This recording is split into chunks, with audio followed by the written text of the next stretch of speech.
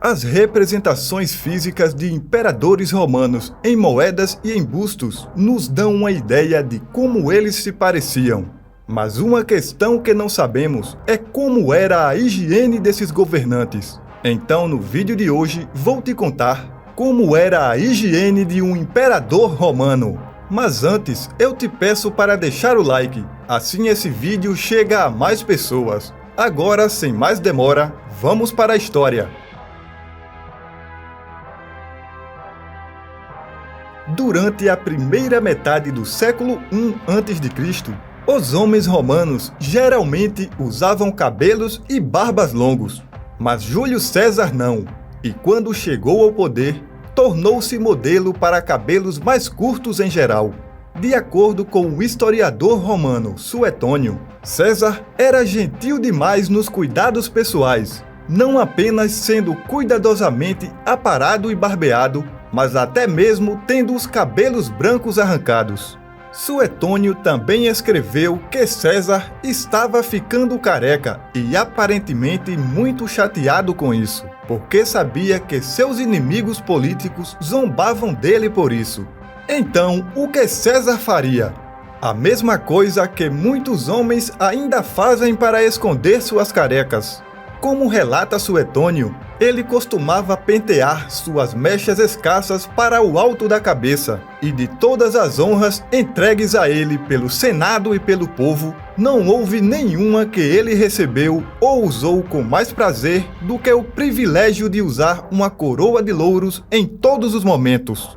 E como as pessoas poderosas costumam atuar como formadoras de tendências, esse visual se tornou a norma para os imperadores e os barbeiros gregos foram trazidos a Roma para manter a aparência bem barbeada. Na verdade, não foi até Adriano, mais de 70 anos depois, que outro imperador romano passou a usar barba. E até ele pode ter feito isso apenas para esconder deformidades na pele do rosto.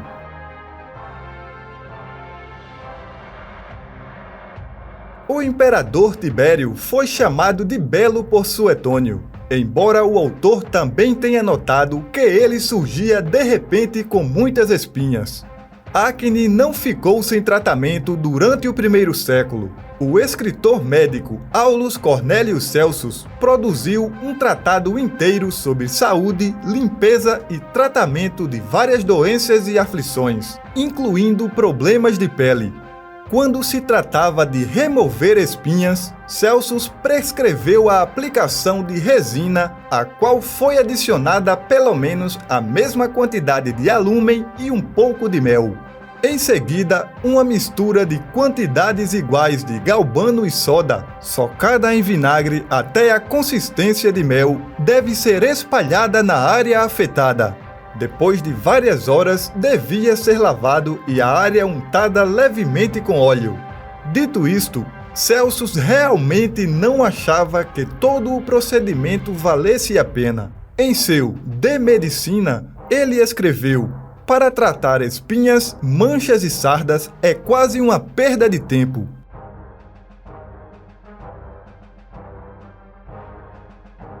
De muitas maneiras, as práticas de banho romanas eram consistentes, independentemente da classe social. Imperadores e pessoas comuns usavam um estrígio, que é essencialmente uma pequena foice para limpar o suor e o óleo. Depois de se exercitar ou tomar banho, os romanos se cobriam de óleo. Então eles usavam um estrígio para raspar e uma jarra pequena para armazenar os resíduos. O processo não usava sabão e era seguido por um enxágue com água fria. Indivíduos ricos tinham escravos que os raspavam, enquanto os pobres tinham que fazer isso sozinhos. O uso excessivo do estrígio, no entanto, podia ter consequências negativas. Embora o enxágue, após uma boa raspagem com o estrígio, fosse destinado a restaurar a umidade, o processo era irritante para a pele. Estrígios também eram bastante afiados. Suetônio até especulou que o imperador Augusto tinha numerosos lugares calosos semelhantes à micose, que foram causados por uma coceira de seu corpo e uso constante do estrígio. O banho público em Roma era uma atividade comunitária apreciada pelos membros das classes mais baixas. Os romanos ricos costumavam ter banheiros privados, mas à medida que o Império Romano se expandia, as casas de banho eram construídas em pequenos e grandes assentamentos. O imperador Adriano era uma presença comum nos banhos públicos, que era bem recebido por outros patronos. De acordo com os relatos contemporâneos, ele costumava tomar banho nos banhos públicos mesmo com a multidão mais pobre. Em uma ocasião, Adriano estava em um banho público quando viu um veterano com quem costumava servir a legião. O homem estava esfregando as costas e o resto do corpo contra a parede. Adriano perguntou por que ele estava fazendo isso. E o homem respondeu que era porque ele não possuía um escravo. Aparentemente comovido, Adriano presenteou o homem com alguns escravos e o custo de sua manutenção. Esse ato levou outros a tentarem a mesma coisa na esperança de receber a mesma recompensa, mas essa agitação não funcionou. Em vez disso, quando Adriano viu alguns velhos se esfregando contra a parede com o propósito de despertar a generosidade do imperador, ele ordenou que fossem chamados e depois se esfregassem um no outro.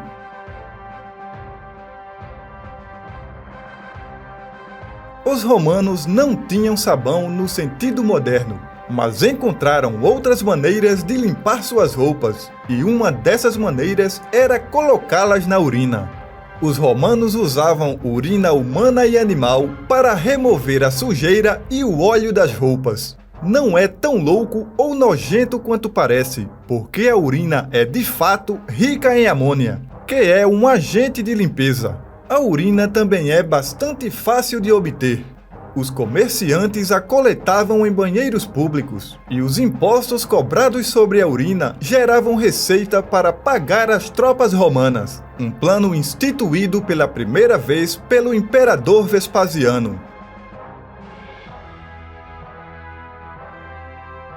Adriano era um visitante regular em banhos públicos, mas o imperador Galiano levou as coisas a um nível totalmente diferente. Ele tomava 6 ou 7 banhos por dia durante os meses de verão e pelo menos 2 ou 3 por dia no inverno. Os imperadores Gordiano e Cômodos também tomavam banho com frequência. Cômodos muitas vezes fazia suas refeições enquanto tomava banho. Assim como tomar banho no mundo romano, usar o banheiro era comum e não tinha privacidade. Os banheiros públicos tinham vários assentos alinhados, um ao lado do outro, com buracos que levavam aos sistemas de esgoto.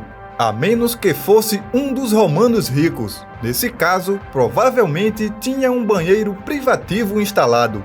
O imperador Adriano, por exemplo, encomendou vários banheiros privativos.